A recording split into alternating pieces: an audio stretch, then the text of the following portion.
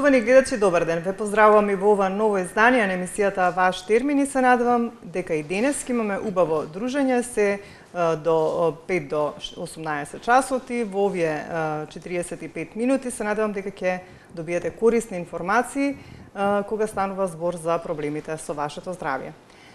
Така и денеска ќе разговараме за една интересна тема, значи радиологијата како гранка во медицината, диагностичките методи кои што се дел од радиологијата, а ние ќе се задржиме на магнетната резонанца и незината примена при испитувањето во болките на вратот и болките во главата. Се извинувам, за таа цел веќе со мене во студиото е доктор Мимоза Толевска, која што е специјалист радиолог и ни доаѓа од болницата Еуро Италија Хоспитал. Меѓутоа, пред да поздравам доктор Мимоза, би побарала од режија да го пуштат прилогот кој што е подготвен токму за магнетната резонанца како диагностичка метода, па повторно ќе се вратиме после прилогот во студио да го започнеме денешниот разговор. Феноменот на магнетната резонанца во 1946 година, независно еден од друг, го опишале двајца физичари, Феликс Блоч од Универзитетот во Стенфорд и Едвард Парсел од Универзитетот во Харвард. Нивното главно откритие било дека одредени атоми во периодниот систем ја абсорбираат енергијата на радиобрановите во силно магнетно поле, а по зрачењето, при враќање на атомите во нормална состојба, тие ја ослободуваат абсорбираната енергија во вид на зрачење, кое е со иста фреквенција, како што и фреквенцијата на абсорбираната енергија. Всушност, се емитира радиобран. Бидејќи атомското јадро реагира на радиобрановите на магнетното поле. Овој феномен се нарекол нуклеарна магнетна резонанца. За ова откритие доделена Нобелова награда од областа на физиката во 1952 година. Во 50-тите години на минатиот век магнетната резонанца била сфера на интерес на физичарите и химичарите. Во текот на наредните децении, магнетната резонанца била користена воглавно за проучување на хемиските структури на супстанциите. 60-тите години расте незината примена во биолошките научни експерименти. Во текот на 70-тите години, добитниците на Нобеловата награда, Пол Лаутербур и Питер Менсфилд, го дале својот пионерски допринос, кој подоцна довел до примена на магнетната резонанца во медицината. Магнетната резонанца ги замени неколкуте инвазивни диагностички методи и на тој начин го намали ризикот кај многу пациенти. Методата не користи ионизирачки зраци, за разлика од рентген апаратите или компјутеризираната томографија. Магнетната резонанца е високо софистицирана диагностичка метода, позната уште од 1946 година, кога се користела само за хемиски анализи и за биолошки научни студии. Од 1973 година магнетната резонанца се развива во технолошки смисол и од тогаш оваа метода се користи во медицинската радиолошка диагностика. При прегледот со магнетна резонанца, за разлика од рентген снимањата, се користат силни магнетни полиња со кои се добиваат неверојатно јасни и детални слики од внатрешните органи и ткива.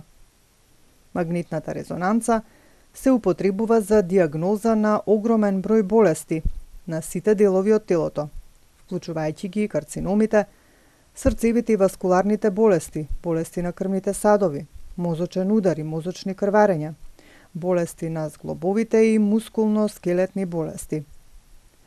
Постојат два типа на магнетна резонанца – отворен и затворен тип. Затворениот тип има изглед на голем цилиндар и бидејќи е затворен од сите страни, пациентот може да се чувствува клаустрофобично. Новите магнетни резонанци се од отворен тип и се покомотни за пациентите. За сега не постои познато штетно делување од магнетната резонанца на прегледот. Со развојот на технологијата, цената на МРИ апаратите и испитувањата стануваат поприфатливи. Се предвидува дека со МРИ ќе се потиснат многу радиолошки и диагностички методи, кои користат штетно ионизирачко зрачење. Отворениот магнетно резонанца апарат кој возможува комфорен преглед за клаустрофобичните пациенти и за малите деца. Со развојот на софтверската технологија се скратува времето на прегледот, а квалитетот на сликите останува ист или е многу подобар.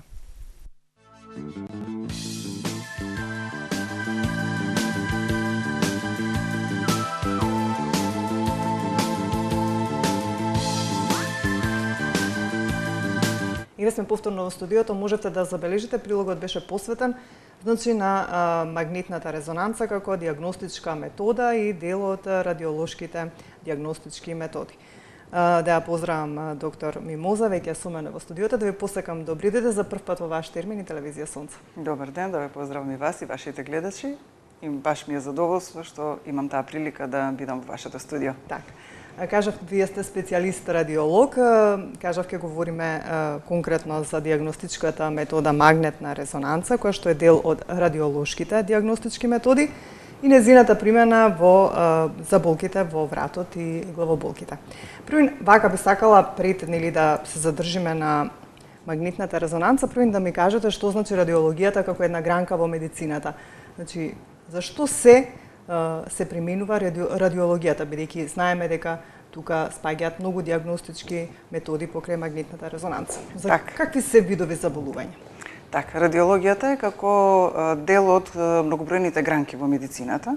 Значи, не може да издвојам да речеме дека радиологијата е најважна или можеби неважна во однос на другите гранки. Сите гранки кај нас се поврзани една со друга и зависиме сите колеги меѓу себе. Значи, сите гранки сме поврзани буквално. Секогаш почнувајќи дури од матичниот лекар, значи на самиот почеток мора да се помине оној пат пациентот да дојде до некаква насока, со која насока потоа поминува по сите диагностички професионални гранки, да речеме, во нашата медицина, за да дојде на крај до радиологот. Значи, радиологот е некој кој што употребува диагностички методи, зависно за каков тип на испитување се работи, за каков тип на заболување се работи. И тој е оној кој што ја оформува, да речем, на некој начин до некаде упатната диагноза на претходниот лекар кој што упатува кај нас. Ние употребуваме диагностичката метода која што има најголемо значење за откривање на патологијата на таа болест поради која дојден кај нас пациентот. И потоа сме оние кои што му даваме насока дали на хирургот или на оној кој што после нас следи као терапеут или било која друга гранка после нас. Значи, ние сме оние кои што ја оформуваме во голем дел од диагностиката, значи процентуално ја пополнуваме онаа дупка која што започнала од самата појава на пациентот кај општиот лекар, матичниот лекар. Значи, ние сме еден дел од дополнување во диагностиката комплетна во сите гранки на медицината. Споменавте, да, рентгенот, значи рентгенологијата, самата наука користи голем број на диагностички методи. Значи, почнувајќи од најпрвата, нормално рентгенот, кога е откриен, па потоа продолжувајќи со ехотомографијата, значи на внатрешните органи, потоа со компјутеризираната томографија и магнетната резонанса, како во вашиот прилог што беше кажано, е една од најновите методи, значи, кои што во поскоро време ги користиме ние во радиологијата. Така. Бидејќи кажавме дека ќе говориме за магнетната резонанца како диагностичка метода, и би сакала вака пред да почнеме да говориме, обично кога ќе се спомне рентген, секогаш луѓето нели се малку плашливи дека ќе имаат некое штетно зрачење, па која од овие методи е, како да кажам, единствена која што нема? Дали е тоа магнетната резонанца кај која што нема никое зрачење од апаратите? Па во радио, така. Во радиодиагностиката, значи само два метода се кои немаат никакво штетно зрачење. Тоа се магнетната и? Тоа е магнетната резонанса и ехотомографијата. Значи ехото. Меѓутоа, ехотомографијата не може да ни даде таква прецизна слика како што ни дава магнетната резонанса. Значи, магнетната резонанса ни дава еден широк опсег. Таа ни дава и најмалите ситни фокуси, значи на патологија, било на кој орган да се работи испитувањето. ни дава до најситен детал. Тоа не го може ехотомографијата, дури и компјутеризираната томографија за некои одредени испитувања не е семоќна. Во однос на компјутеризираната томографија, магнетната резонанса, значи е, како што споменавте, единствена која што ни дозволува да одиме до целосно исследување на пациентот, испитување со користење или некористење на контраст, а при тоа да нема никакво јонизирачко зрачење, значи нема никаква штета во однос на пациентот.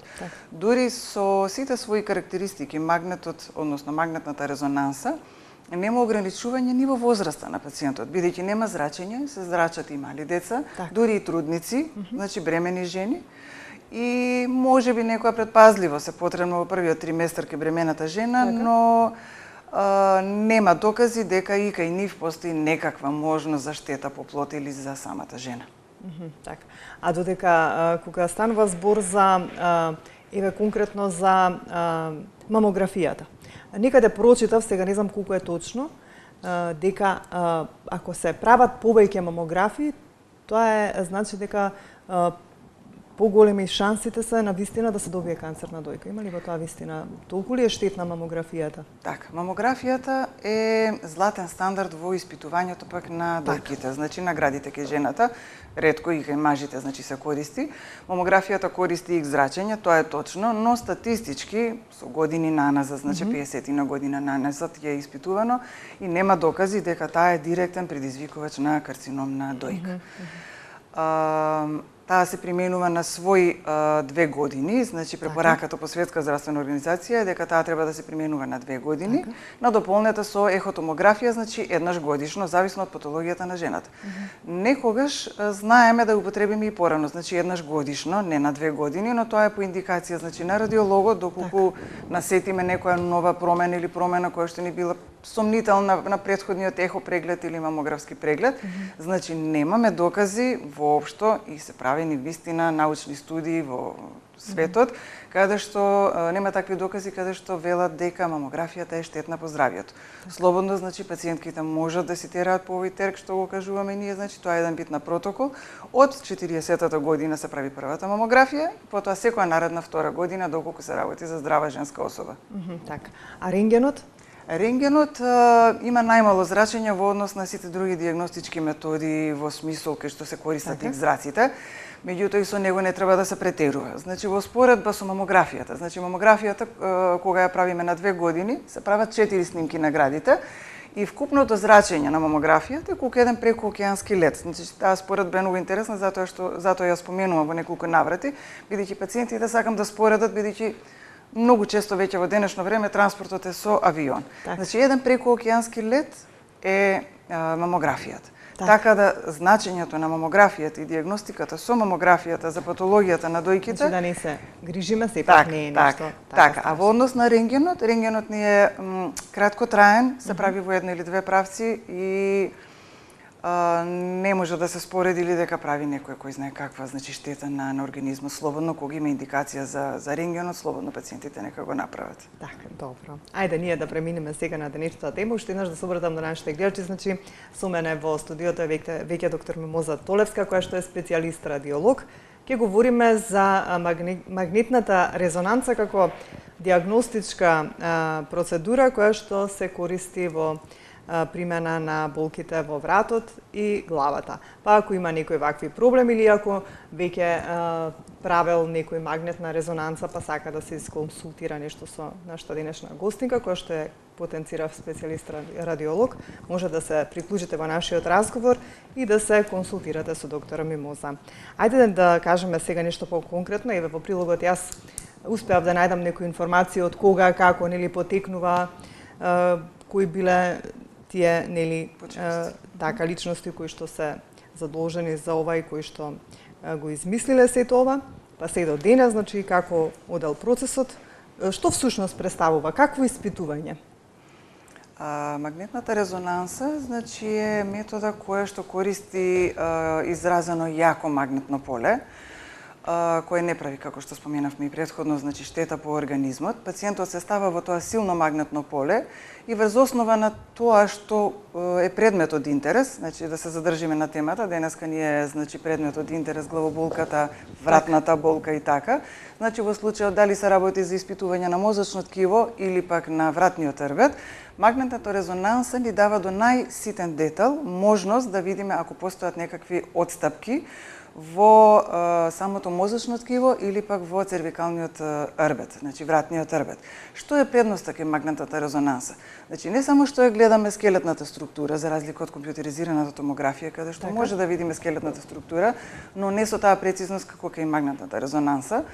Овдека до најситен детал, значи на прешленското тело можеме да забележиме значи остеопоротични промени, метастатски промени, дегенеративни промени на самото прешленско тело, туморски промени на прешленско тело, како и на меките делови од самиот врат или во меките делови, односно во мозокот, можеме да забележиме најситни фокуси, дали се работи за метастаза, дали се работи за туморски промени, или пак се работи за некои схеми, односно васкуларни крвни промени во мозокот, затоа користиме и самата магнетна резонанса. А главоболката е нешто што во денешно време е многу чест симптом. Значи, во прв момент, неврологот е он кој што определува и одлучува дали би требало повеќе да се насочиме кон магнетната резонанса, нели на почетокот споменав, тоа е една спрега на диагностика помеѓу нашите медицински гранки. Неврологот одлучува дали повеќе му е сомневањето да речеме во мозочното ткиво или во вратот. И сега со поставувањето на пациентот во тоа високо изразено магнетно поле, пример кога исследуваме мозок, можеме со тие некои секвенции што ги изведуваме, а потоа со компјутерска обработка, значи на самиот магнет кој што го има вградено таа можност, ние добиваме информации во одредени секвенции за какво ткиво се работи. Дали се работи за некоја безазлена промена во смисол на цистична исхемиска, дали можеби се работи за некоја вродена аномалија и така. Значи добиваме увид во меките ткива, за разлика од другите диагностички методи, а при тоа немаме значи проблем со зрачење. Магнетот кога го исследуваме на пример мозочното ткиво и некои промени во мозокот, исто така може да биде надополнет со контрастно испитување. Значи во вената се внесува контраст со кој добиваме поголема точност на диагностика зависно од тоа што очекуваме или што бараме. По мозочното ткиво, ако зборуваме на пример за главоболката, ако е подружена со вртоглавица, сега ова е многу опширна тема, ќе се потрудам да бидам поконцизна и да се задржам повеќе кон некои здружени симптоми, да не биде само главоболка, да речеме главоболка истовремено со зуење во уши и со вртоглавица. Кога веќе имаме некои такви сплет на симптоми, во тој случај првото што го правиме е магнетот значи на мозочното ткиво, но предметот интерес ни е задна черепна јама. Значи ако очекуваме за вакви симптоми, ние како радиолози знаеме веќе каде да се насочиме. Во задната черепна јама, во малиот мозок, дали има некои промени кои што би ни дали објаснување во смисол на тие вертигинозни, односно вртоглавици или главоболки кај пациентот. Доколку во задната черепна јама немаме никаква патологија, значи не наоѓаме некако туморско ткиво, исхемија или некоја било која друга патологија, односно нешто што е надвор од нормално, се насочуваме на внатрешното уво. Значи вестибуло-кохлеарниот дел, значи многу важен дел од исследувањето кај нас радиолозите.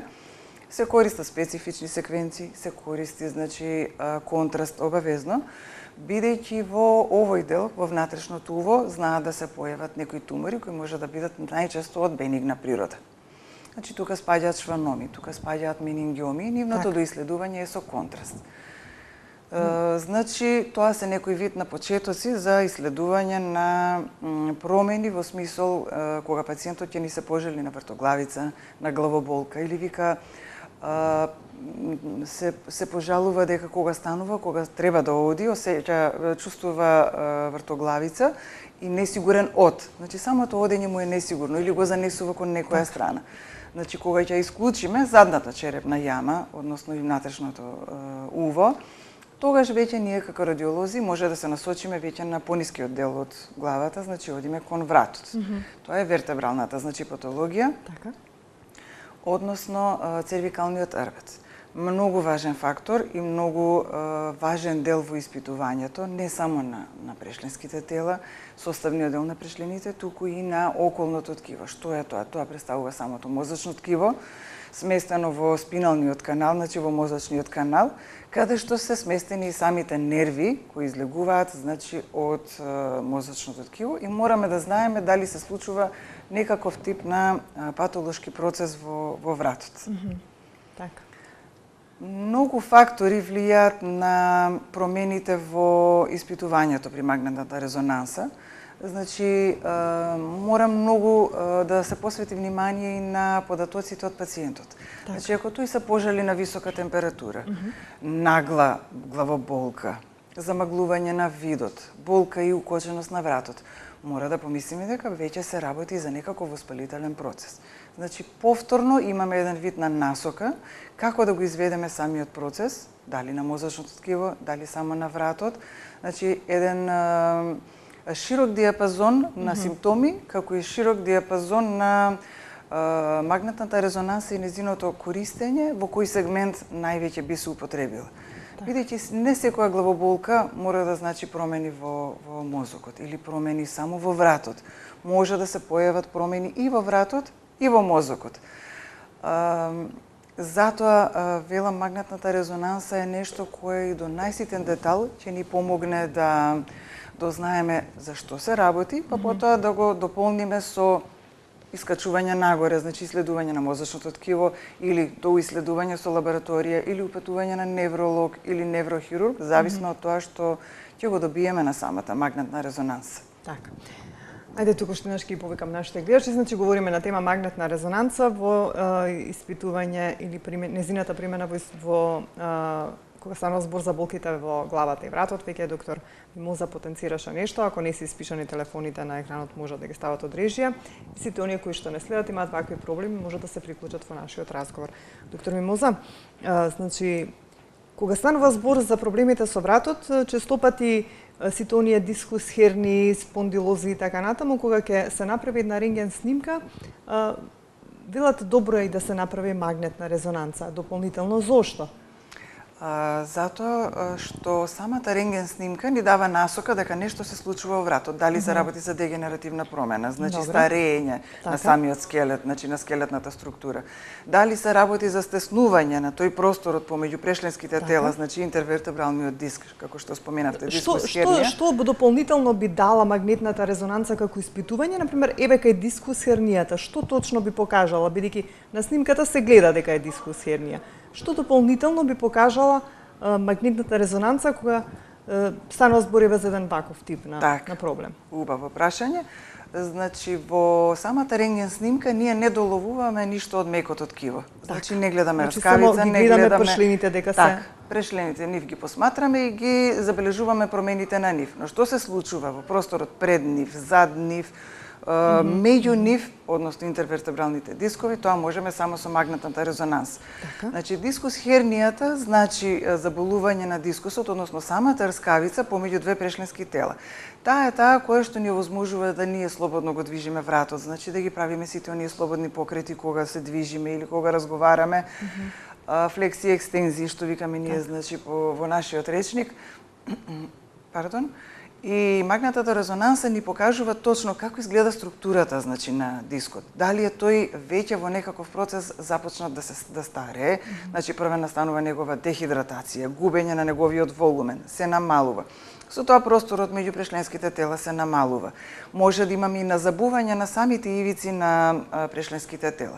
Но најголемиот проблем кај дискус херниите, кога тие ќе настанат, е тоа што притискаат кон назад, значи кога одат кон напред, не предизвикуваат никаква симптоматологија. Нашите, значи, пациенти не се жалат никогаш со дискус хернија која е насочена кон напред. Но доколку дискус хернијата оди кон назад, каде што се главните нерви поминуваат, значи не ве разбирам, кон напред и кон назад, што би значило тоа за да некако им доловиме на гледачите? Дискус хернијата може да се движи кон напред, значи меѓу прешленските тела. Да е нанапред или самата рскавица може да се движи кон напред, добро, значи така.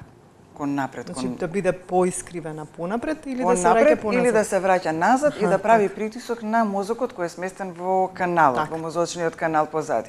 Значи тука поминуваат сите важни нерви и затоа се поважни тие дискус херни кои што се насочени кон назад. Тие би направиле поголем проблем, сакате да Поголем кажете, проблем, да. Може да направат проблем со притисок на нервот, комплетно прекин, пациентот ќе се пожели дека има болка во рамото, може да се пожели дека има некаков вид на трнење на рацете, на прстите, на само едниот прст од шаката, може да се пожели само на вртоглавица или јака болка во вратот. Значи тоа е дискус хернијата како чест симптом и честа диагностика во магнетната резонанса. Ајде ќе ве прекинам, тука имаме гледач. Добар ден. Дали се слушаме? Поздрав, да, се слушаме. Поздрав до вас во студиото. Благодариме, повелете. Прашање, настрана од темата, мислам дека е во скоп на темата. Дали луѓето кои имат навлака на зъби може да прават магнетна резонанса, без разлика дали таа е во основа никел, кобалт или друг материјал? И другото прашање ми е дали постојат контраиндикации на контрастот и кои луѓе може да примат контраст, а кои луѓе не можат, односно луѓето кои се склони на алергии, дали имат проблем со контраст? Добро, значи првото прашање беше за снимањето за магнетната ако има навлаки на зъбите, така? Да, навлаки или мобилни. Добро, ве разбравме, останете да слушнете што ќе ви каже доктор Мимоса. Фала многу, поздрав. Ве поздравуваме и ние. До вас. Во однос на навлаките, значи или имплантите кои што се поставуваат во телото, значи мора да напоменеме дека магнетната резонанса апсолутна контраиндикација за да истата не се направи, тоа представува пейсмейкерот. Но во случај на импланти во зъбите, доколку е користен материјал како титаниум, значи титаниумски протези на колена, титаниумски протези на колкови, во поново време се користат од титаниум, баш од оваа причина, за да можеме ние да изведуваме магнетната резонанса. Порано сите видови на импланти во телото, освен пейсмейкерот, значи, кој се уште не е најден некој материјал за да можеме пациентот да го снимиме и со пейсмейкер, се надевам, иначе се пронајде и тоа. Навлаки на зъбите, значи импланти во зъбите кои што содржат некаков метал, тоа мора и стоматолог претходно да се консултира. Така. Каков материјал е користен или ако се работи за мобилни протези, ќе тераме пациентите да извадат самата мобилна протеза за да не ни смета на снимањето, бидејќи таа содржи метален дел за прикачување на вилицата.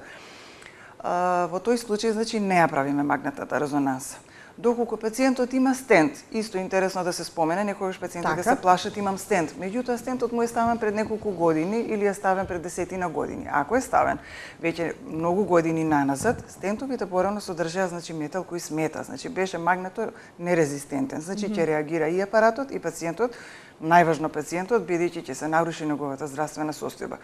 Во поново време, значи стентовите се прават од материјал кој што е магнеторезистентен и не смета воопшто на снимањето на пациентот било за кој дел да се работи.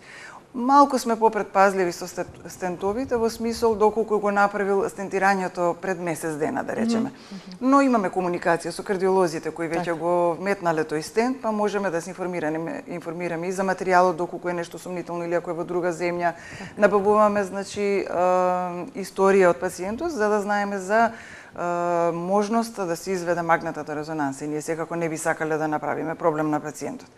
Значи, апсолутна контраиндикација, уште еднаш ќе повториме пейсмейкерот, ете така, апсолутна контраиндикација за магнетна резонанса, изведување, значи пейсмейкерот, а во однос на зъбите, оние импланти кои што содржат метал, не би можеле да направиме магнетна резонанса. Добро, а во однос на употребувањето на контраст во магнетната резонанса и околу нешто алергии, кои се може да... Дали има луѓе кои што не смеат да примат контраст, имали постојат ли такви пациенти? Так.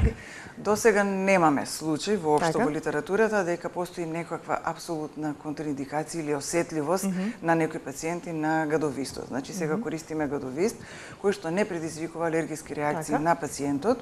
Некоја нелагодност можеби ќе чувствува, но тоа може да биде од сугестивна природа.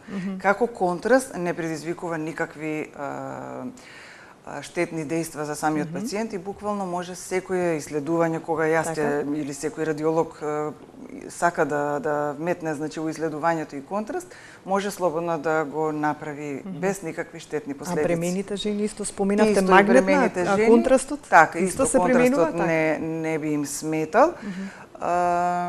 За разлика од контрастот кај компјутерот. Тој знае да предизвика алергиски реакции, значи тука мораме да бидеме попредпазливи. Компјутерската томографија? Компјутерската томографија, значи имаме веќе опасност од реакција на, бидејќи во самиот состав има јод, значи мора да сме малце попредпазливи во апликацијата на контрастот кога ја изработуваме компјутеризираната томографија. Добро, ајде да слушнеме кој е на линија. Добар ден, повелете, во програма сте.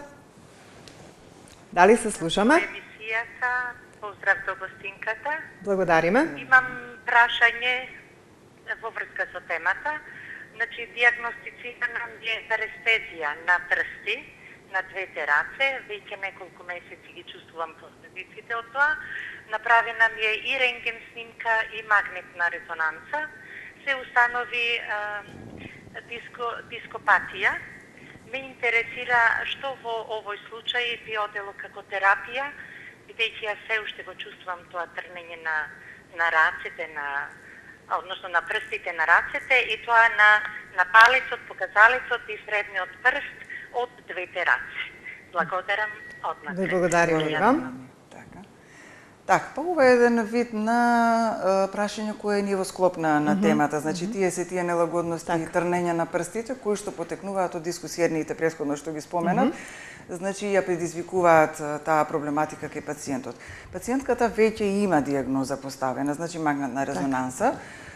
Наредната, значи, постапка кај пациентката би ја советувала да биде со невролог прво, зависно од тоа каква е таа дископатија, дискусхернија, значи во кој степен е оштетувањето, и ако е од поголем степен, треба да се консултира со неврохирург, доколку клиничката симптоматологија, значи она трнење во прсти, неможност од функционирање, излегување од прсти, значи на чаши, шолји или што и да држи пациентката, секако мора да се консултира со неврохирург. Ајде да слушнеме кој е следа на линија. Добро вечер, односно добар ден. Повелете. Дали се слушаме? Добар ден. Добар ден, повелете. Поздрав до докторката и до водителката на емисијата. Јавувам се од Штип. Благодариме. Би сакала да ја прашам докторката. Имам трпнење, мислам, секојдневно. Секојдневно. Оди правиам и магнетна резонанса, пошто матичната ми рече да правам само доле на длаките, на прстите. Само на прстите имам јас. Не ве разбравме, дали имате трнење на прстите? Трпнење, да, трпнење. Трпнење, добро. Само на прстите, на нозете или на рацете? Волим? На нозете или на рацете? На рацете, на рацете, да. Добро.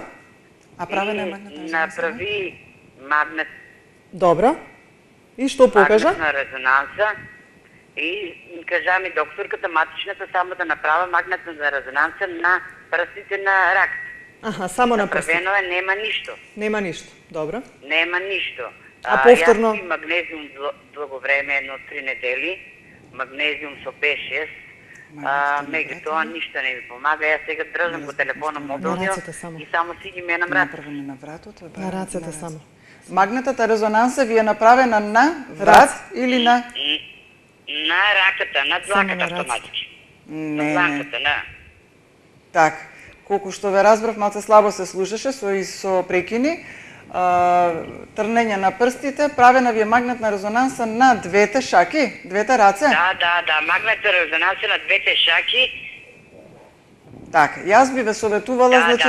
Да. Би ве советувала заради тоа трнење на прстите да направите, значи, магнетна резонанса на врат. Во склоп и на темава, прашањева баш се вклопува, значи да направиме магнетна резонанса на вратот, за да видиме, најверојатно по ова што кажувате, проблемот е во вратот, не во рацете, во шаките.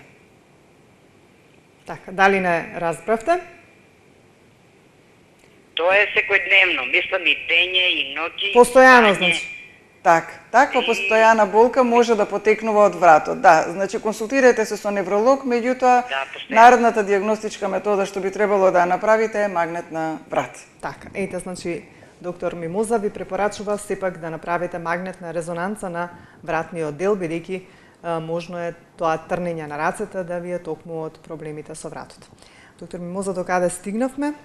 Говоревме токму, ми се чини, за така, вратот. околу дискус хернијата, околу вратот, значи оние дискус хернии кои што, притискаат позади на некои од нервите, прават... Значи, можно е да не чувствуваат проблеми тука, а да чувствуваат само во рацете. Само во раците, само во едното рамо или во двете рамења, зависно од протегањето на дискусот. Значи, може да притиска на... Ете така, во лево, може да притиска во десно. Ајде да слушнеме кој е следен на линија. Добар ден, повелете. Дали се слушаме? Добар ден. Добар ден, повелете. Да. Ве слушаме, говорете. Сакам да ја прашам докторката.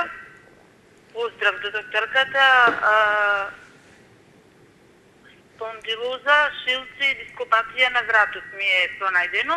Така. Моментално сум на физикална терапија, имам закажано за магнетна дури во октомври. Што терапија после тоа докторката би ми препорачала? Имам вртоглавица, имав болки во левото рамо. Така. Добро, убаво ве слушнавме, за што станува збор. Еве, доктор Мимоза ќе каже што е незиното мислење околу тоа, нели, што топрва треба веќе да направите магнетна резонанца. Доктор Мимоза го кажа проблемот, најверојатно, првичното сомнение или диагноза за проблеми со прашлените. Закажана е магнетна резонанца. Што таа сака да праша, што после тоа?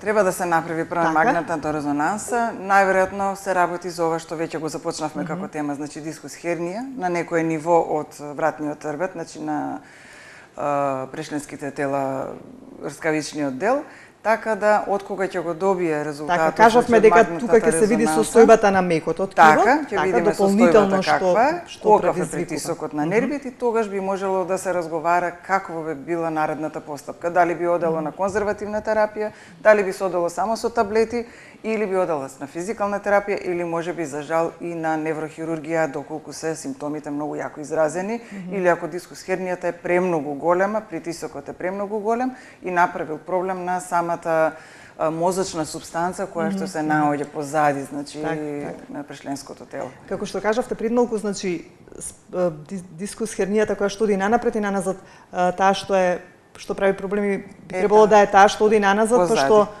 пречи во орбитниот мозок, така. Оди позади и многу често може да биде насочена само кон едната страна, значи кон левата страна, тогаш пациентот чувствува сензации, односно проблеми, трнења, нечувствителност на левата страна, доколку оди на десната страна, состојбата е иста, само на десната страна, иако можеби со вратот не чувствува никаков проблем. Многу често пациентот ќе речеме пратија на магнетна резонанса, немам ништо, а јас вика не ги осеќам рацете.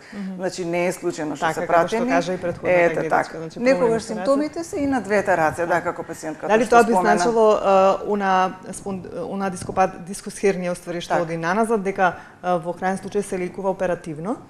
Доколку е од голем степен и прави компресија, значи притисок на мозочното ткиво, значи ако трае подолго може да дојде до оштетување на делот од дрветниот мозок.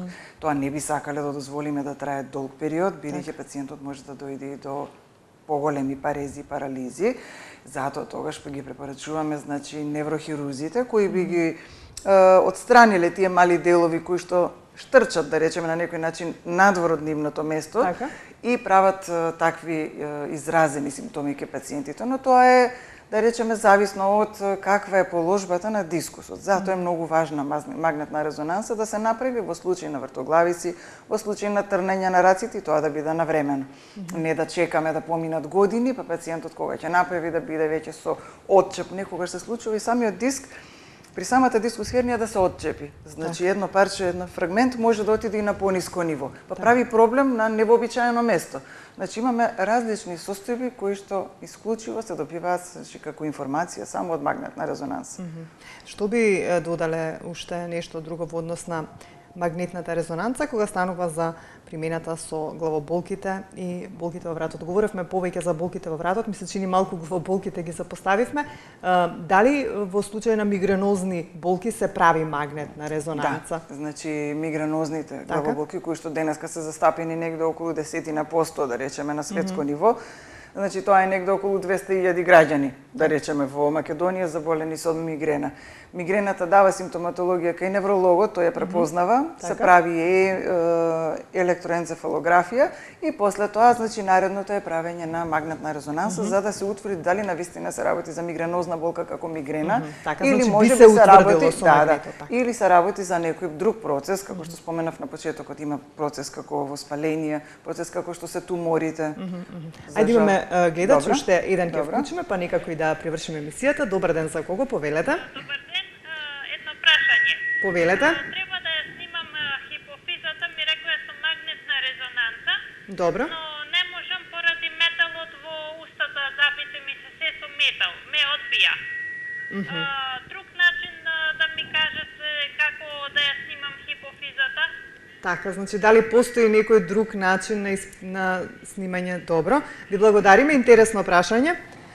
Доктор Мимоза, и постои ли друг начин, еве, ако има веќе некои проблеми со метал во устата, за да се сними Нема хипофизата? друг начин, за жал, за хипофизата се прави исклучиво магнетна резонанса, се прави со контраст, а металот е контраиндикација за да се направи магнетна резонанса. За жал, ќе мора да се оди на исклучиво преку лабораториски преглед, клиничка слика и така. Нема друг начин за да се докаже колкав е, каков е, дали прави тегоби на другите околни структури.